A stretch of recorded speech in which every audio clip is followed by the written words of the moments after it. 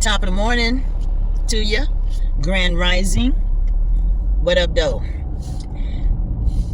I got a rant. Everybody else ranting. I might as well add my 2 cents. Number one, the hospitals are closing, are jumping from state to state now. Okay? And we understand a series of events have led up to this when you have corporate takeovers, right? But these corporate takeovers are bankrupting these hospitals. If something jumped off, chaos is going to follow. And this is why I need to emphasize calm, resolve, civility, and grace. And be fucking ready is what you're going to need to carry with you at all times. Because the plan is unfolding, people. The plan is unfolding. Okay? Now, do I got the candles? Got the candles. Generator? Got the generator. Flashlights, batteries? Got the flashlights and batteries. Cash on hand? Cash on hand. Okay? Because we don't know what's to come. Now, if you've been watching my content, I'm trying to make a couple of connections here. Approaching the 7th year of the COVID jabs, and our bodies regenerate every 7 years. Like resets itself, reboots. So this is what I've been thinking. When I see the spike of crimes, what my main concern is, when it comes to the vaccinated, and we understand that their biochemistry has been reconfigured. For all we know, they might have a biochip in there that somebody can flip a switch and turn them into something else. That's my speculation, because my whole thing is, you think they stopped there by just giving us the jabs and getting that federal overhead money? You think it stops there? I don't think it stops there. I think that's the beginning. When we see these designer drugs like fentanyl compared to crack, during the crack era, and I stand on this, throwing black folks in jail for crack was the best thing this government did for us. It sobered us up. It destroyed a lot of families. It woke us up to the dysfunction. But with fentanyl, these people are homeless, ain't been working, and they still getting high. Who is supplying the drugs? What else is different from crack and fentanyl? Crack was a whole propaganda campaign, war against drugs, where you saw jail time for anybody associated with crack. Fentanyl, we don't know who's dealing it. We don't know where it's coming from. There has been no arrests. People are on the streets using. There's no accountability. So it's like, who's giving these people these drugs, right? Where is the jail time? Where are the drug dealers? Okay? So it makes you wonder, to become concerned about, is this a long-term experiment? Because that fentanyl is mutating people. And with fentanyl, they have it set up where they can reanimate somebody. If someone is overdosed on the street or in the store, they're brought back to life. Reanimated is the word I choose to use. Because with crack, you still have folks hustling, laughing. Didn't destroy us from the inside out like this fentanyl is destroying, to the point where they're just fucking useless. They're useless. 33 years old. That's the average age of a fentanyl addict in America right now. Basically, a whole generation is just fucked up. Okay? And I blame that on the mumble rappers. Remember the mumble rappers who were all promoting lean, which was just heroin, liquid heroin, incited a generation to think that these drugs was just, regular drugs. So to me, that fentanyl was bio warfare. Period.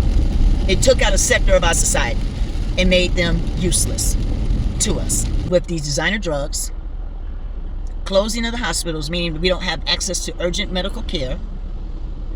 The food is crap, okay?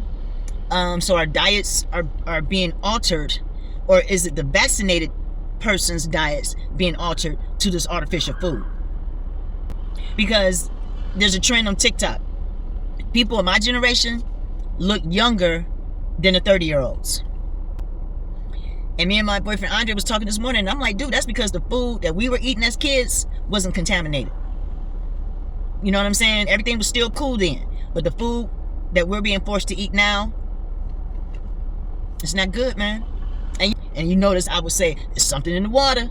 It's something in the chicken. Atrazine. If y'all don't know what atrazine is, that may explain why we see a lot of men in wigs. Yeah, atrazine is linked to that black scientist who was connected to the frogs and said the male frogs were turning into female frogs. Yeah, and we're losing potential male bodies who could defend, not wanting to do that. You see what I'm saying? And I believe white America is now noticing that they've been duped.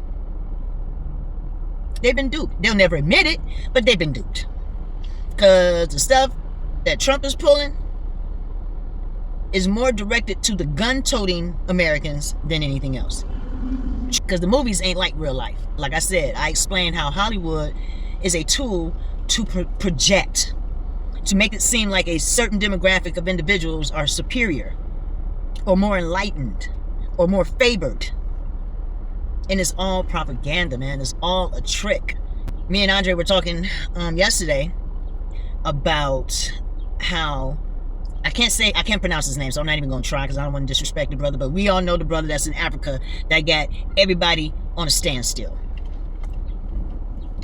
Okay?